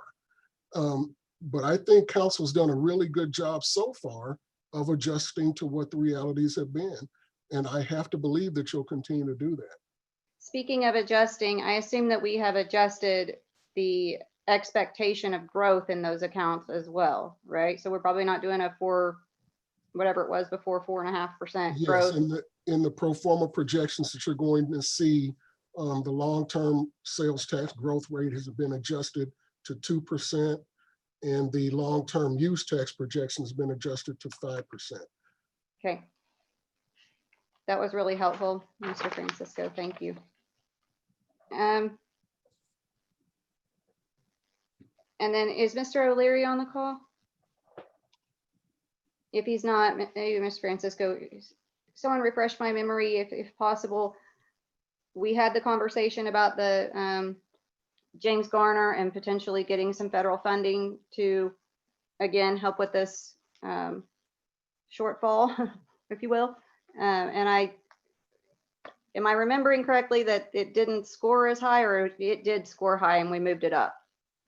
I can't remember which one it was. Yeah, I don't know if Sean is on the call. I'll defer to him, but if he's not, my understanding is that what has happened is that the potential for federal funding has been delayed, pushed back by a year or two, but that we still expected to get some matching funds. Yeah, I know we were hoping for it, but I just couldn't remember if it was one in the shuffle, and it might be that Councilmember Holman might remember because it was part of his line of questioning, but I think maybe that was the one that we thought was going to score high and it didn't. Mr. City Manager, do you remember? And I know Sean and I just had another conversation about a project. We were talking about whether or not there would be street reconstruction involved in it. And it actually scored better when we did overlay the street. And I'm just trying to remember that conversation and which street project we were talking about. So we've had several plates in the air, and I would hate to give you the wrong quote, but definitely put that together and send out that summary of which project is in anticipation of federal assistance. I mean, I know James Garner is, it's just that it had to do with scoring, and I don't know if anybody here remembered that because it's important, because I think it was about $2 million that we were hoping to be able to put back in the Norman Ford Fund. Anyway, that's all the questions that I have for right now. If I might real quick, I think we got it for James Garner, but we didn't get it for 36th Avenue, which we thought would score higher if I recall correctly, but definitely need Sean to clarify. Councilmember Nash. Yeah, so the Multi-Sport and Aquatic Center, with the spectator seating reduction and the loss of the Olympic pool,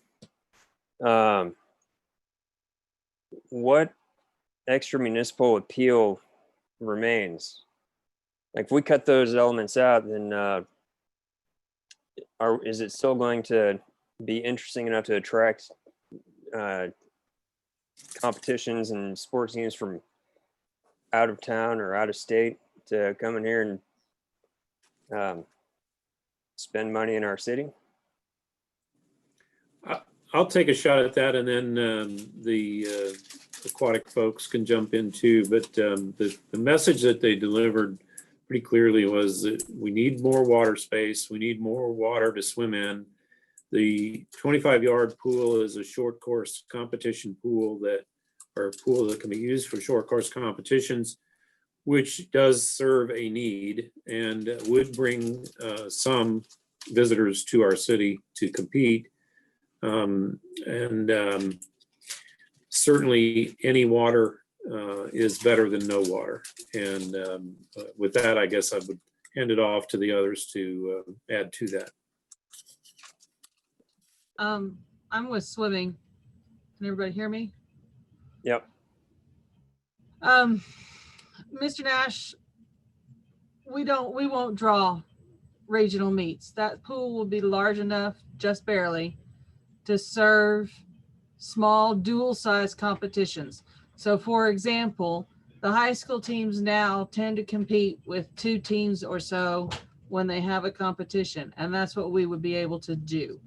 The swim club, Sooner Swim Club, when it hosts a meet, which is not real often because we don't have much space, we are able to invite one other swim club to participate. And when we do that, the space that we currently have is wall to wall, probably 8 people deep, to get swimmers and spectators in there. So no, we're sacrificing that capacity to do regional meets, which would theoretically have provided a financial benefit to the community of Norman, so that we can have something which we believe will provide a benefit to the city of Norman, A, for competitive purposes, and B, for community purposes, for swim lessons and water walking and athletic exercise and people who like to swim laps for their own personal exercise. But no, when we're talking about, will that hold a state meet? No, it will not. It will not hold a large regional meet. We will still continue to take our tax dollars to Edmond to compete in the Mitch pool, swimming pool, because it's the size that can handle that. Thank you. Yeah, I think in this case, some water better than no water doesn't entirely apply if we can't get to that stage where we have enough water to be a benefit to the city. I mean, everyone can appreciate getting a little wet on the weekends, but if we can't bring other people into the town to be paying hotel taxes and sales tax, then this is just it's a big, nice pool, but it's kind of like an entertaining paperweight. It doesn't really do much for the city, let alone have any hopes of paying for itself or recouping some of the costs. Mr. Nash, an indoor aquatic facility provides health benefits for the entire city, age birth to death, because it's a low impact sport that everybody from learning to swim as small children all the way out to seniors who need a way to exercise that doesn't draw on their body or otherwise harm their body. If you have spent any time at or near Westwood Pool in the summertime, that pool is packed from morning to night with water walkers, lap swimmers, swim lessons, recreational fun, just having a good time, and also with competitive swimmers. This facility would give us the option that we don't have in Norman. It would give us the opportunity for people to lap swim. There's a whole community of people who lap swim during the summertime at 6 in the morning, because that's the only spot they can get in that pool at Westwood that would be able to swim here. There's a community that would like to be able to water walk. Westwood is closed during the winter time. The YMCA, as I understand it, is a very full pool and not available to the whole wide community. This pool would provide health benefits in addition to a facility for competitive purposes. Not everybody can run, not everybody can play football, not everybody can play tennis. Everybody can swim. Everybody can use an aquatic center.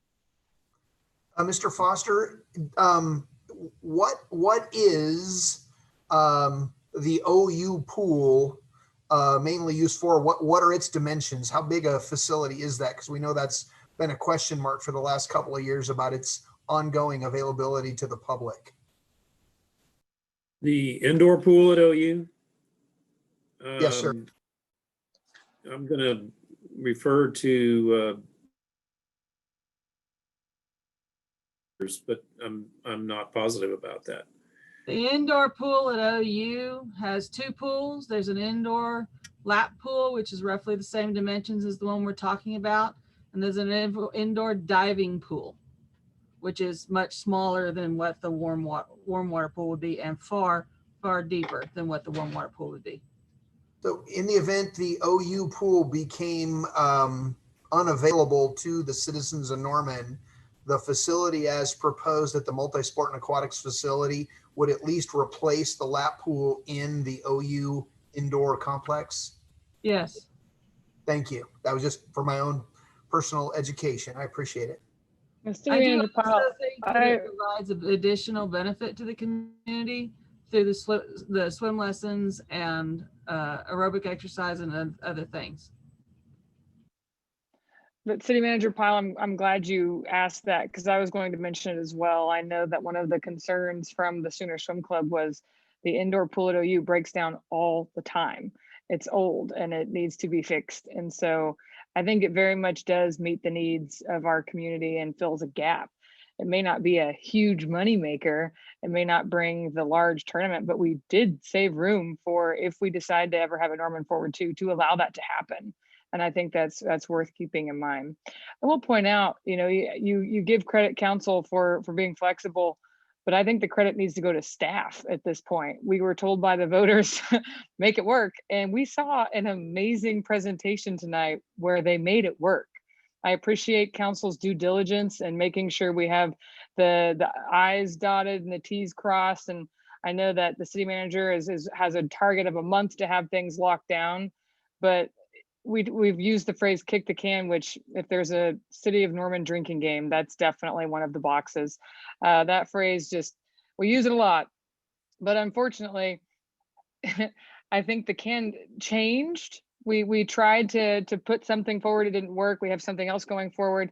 It is very much time to act. I think Mr. Francisco did an excellent job of pointing out that there are low interest rates right now. One of the points we were selling with the bond and why we need to move now is that very reason. The jobs it will create, now is the time to invest in this. So when it's done and COVID is behind us, we've invested in ourselves and moved forward. We need to move forward. So I appreciate everyone's due diligence. And again, the detailed questions, the devil is in the details. We know that. And this as Councilmember Patron pointed out, we know every time we talk about stormwater, what councils can do to future councils. We are very painfully aware of that. But I do believe council needs to seriously consider moving forward. We have put together ad hoc committees to get the citizen input. Yeah, we don't need to beat the horse. It's dead. It's been dead. We've asked them repeatedly to give feedback. We've asked a lot of these ad hoc committees. They've been flexible. They've given their time. They pivoted just as much as we have. And we have that information. We have the recommendations. There's people on right now you can get their input from. So I appreciate the need to move forward on the senior center. I'm very intrigued by the CARES Act funding. I want to point out again that there are lots of things that need CARES Act funding. And I'm not saying the senior center is not one of them. I'm all for creative solutions. And I want to build it now and I want to build all of it. The phase thing that's not what we want. I like the location. It's down the street from the farmers market and the Cleveland County Fairgrounds, right by the election board. It's across the street from the New Dimension. So I'm picturing all the cross-generational programming that could happen at that site. The health village there, the bus stop right there. Let's do this. Our city needs some wins. They've done it. They've given us a plan that answers the questions of how do we move forward on what we do. And it does leave flexibility for a Norman Forward 2, which I deeply appreciate because I don't think we're done investing in ourselves yet. I think as these projects continue to be unveiled and ribbons cut and speeches made, our libraries, the new skate park that's coming, flat soccer fields, we're a win. I mean, we can continue to do this. Our best days are very much ahead, but we have to take the steps. It's time to move. So I look forward to updates from the city manager as well as Mr. Foster. The contracts, we do need to be very careful. It's great to have awesome facilities, but if we can't pay for them, it means nothing. I fully understand that. But let's keep moving forward. It's Norman Forward. We tried to get creative, it didn't work, but it didn't stop us. And that's why I'm excited. And again, I appreciate everyone's due diligence. We are going to move forward, but I want us to be mindful of the timing and the opportunities that we have. So I almost called you Brenda. Ellen, do we have any more comments or questions? Councilmember Holman. Thank you. Just one thing, I just wanted to thank Anthony and all of staff that have spent so much time working on Norman Forward. But Anthony, for really pointing out the savings that we've seen in Norman Forward. We've seen a lot of accusations about financial mismanagement from the city council, from the mayor over the last 5 years. And the reality is it's just not true. It's just not true. That's the bottom line. We have spent over $50 million on Norman Forward so far. We've completed, I think, 8 projects. Only one of them, if I recall, has gone over budget, tennis facility. The rest of them have come in under budget for a total savings of $5 million in the last 5 years after spending over $50 million. So given that sales tax revenue and all the hurdles and roadblocks that we've been faced with, to see that we really staff in their diligent work has resulted in overall savings in Norman Forward of $5 million so far is absolutely remarkable. And I just want to make sure everybody watching that is perfectly clear about those facts. Thank you. Thank you, Your Honor. City Manager Pyle, Mr. Foster, do y'all have anything else to add before we wrap up tonight? I think we gave you lots of work, lots of direction and guidance, and we're excited to see your continued creativity on how we move forward and meet the needs of our community with this amazing quality of life initiative. Thank you, Your Honor. This is the fun part of the job. This is what we're here for. And we'll be bringing you back action items in the coming meetings. All right. Well, we kept it to 2 hours on a very important update. To all of our ad hoc committee members, thank you so much for your time. We've continued to ask of you, and you're here ready to provide the guidance. Ms. Brockers, you did an excellent job. I think there's a Mr. Norman on here, Ms. Eckert, Mr. Gillis. I'm sure I'm going to leave some of you out. Mr. Split, for your time. I appreciate all of the collaboration that's going into making these a reality. We can do this. And just like every time I walk into that library, we're going to be damn proud of the work that we accomplish. So stay positive, be flexible, stay open-minded, and we'll be back with more information and hopefully more positive updates on Norman Forward. Good night, everyone.